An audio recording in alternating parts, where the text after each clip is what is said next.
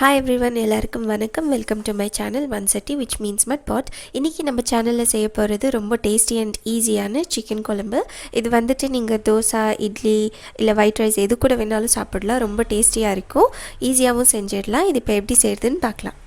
First நம்ம chicken கிரேவிக்கு masala ready பண்ணி எடுத்துக்கணும். யூஸ்வலாக மசாலா வந்துட்டு எண்ணெயில் வதக்குவாங்க. நம்ம இப்போது தண்ணியில் போட்டு வேக வச்சு எடுக்க போகிறோம். அதுக்கு 7 காஞ்ச மிளகா கொதிக்கிற தண்ணியில் சேர்த்துக்கலாம்.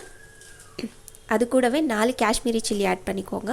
காரம் ஜாஸ்தி வேணும்னா இன்னும் 2 மிளகா நீங்கள் எக்ஸ்ட்ரா ஆட் பண்ணிக்கலாம். ஒரு 20 பல் அளவுக்கு பூண்டு சேர்த்துக்கலாம்.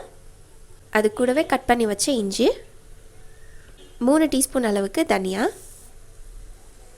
1 டீஸ்பூன் பிளாக் பெப்பர் சேர்த்துக்கணும், 1 டீஸ்பூன் ஜீரா, அது கூடவே வாஷ் பண்ணி வச்ச புதினா சேர்த்துக்கலாம். ஒரு 1/4 கப் அளவுக்கு சேர்த்துக்கோங்க போதும். கொஞ்சமாக கொத்தமல்லியும் அது கூடவே சேர்த்துக்கணும். 4 தக்காளி கட் பண்ணி வச்சது கொதிக்கிற தண்ணியில் சேர்த்துக்கலாம். இப்போ எல்லாத்தையும் சேர்த்து ஒரு 4லேருந்து 5 நிமிஷம் நல்லா வேக வச்சு எடுத்துக்கணும். அப்போ தான் மசாலாவில் வந்து பச்சை வாசனை இருக்காது. லோ ஹீட்டில் வேக வச்சு எடுத்துக்கோங்க. பாருங்கள், மசாலா வந்துட்டு எல்லாத்தையும் சேர்த்து நல்லா வேக வச்சாச்சு. தண்ணியெல்லாம் இழுத்துருச்சு. இது நல்லா ஆறுனதுக்கப்புறமா நம்ம மிக்சியில் போட்டு அரைச்சி எடுத்துக்கலாம். வேக வச்ச மசாலா நல்லா ஆறுனதுக்கப்புறமா நம்ம ஜாரில் சேர்த்துக்கலாம்.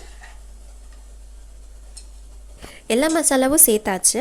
இதுக்கு நம்ம தண்ணி எதுவும் சேர்த்த தேவையில்லை, அப்படியே அரைச்சி எடுத்துக்கணும். பாருங்கள், மசாலா வந்துட்டு நல்லா சாஃப்டாக அரைச்சாச்சு. இப்போ குழம்பு எப்படி தாளிக்கிறதுன்னு பார்க்கலாம்.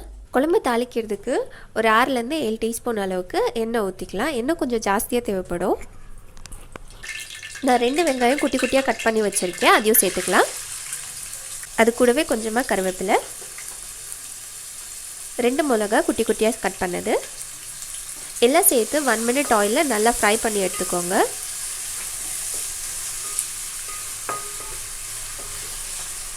சிக்கனுக்கு வந்துட்டு ஆனியன் கொஞ்சம் நிறைய சேர்த்திங்கன்னா டேஸ்ட் ரொம்ப நல்லா இருக்கும். ஆனியன் நல்லா ஃப்ரை பண்ணதுக்கப்புறமா மஞ்சள் பொடி ஒரு 1/4 டீஸ்பூன் அளவுக்கு சேர்த்துக்கலாம். சேர்த்துட்டு நல்லா ஒரு வாட்டி ஃப்ரை பண்ணிக்கோங்க.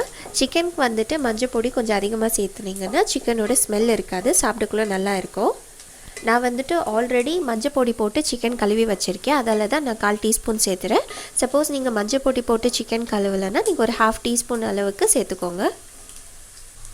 இப்போ இது கூட நான் வந்துட்டு ஒரு 1 kg அளவுக்கு சிக்கன் வாங்கி வச்சுருக்கேன், அதை சேர்த்துக்கலாம்.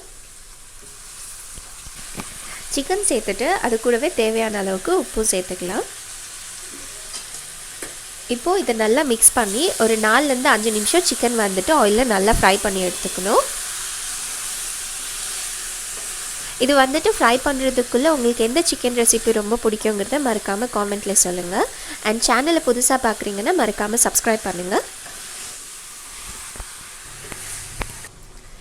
சிக்கன் வந்துட்டு 4 to 5 மினிட்ஸ் நல்லா ஃப்ரை பண்ணியாச்சு. இப்போ நம்ம அரைச்சி வச்ச மசாலா வந்துட்டு இது கூட சேர்த்துக்கலாம்.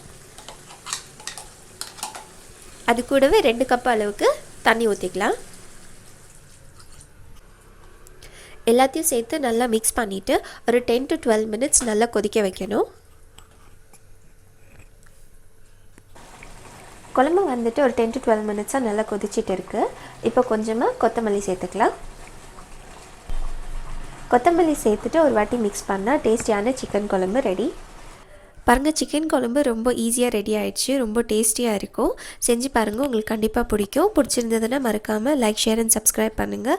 எப்படி இருந்ததுன்றது செஞ்சு பார்த்துட்டு காமெண்ட்டில் சொல்லுங்கள். வேறு ஒரு ரெசிபியோட பார்க்கலாம். Until then take care.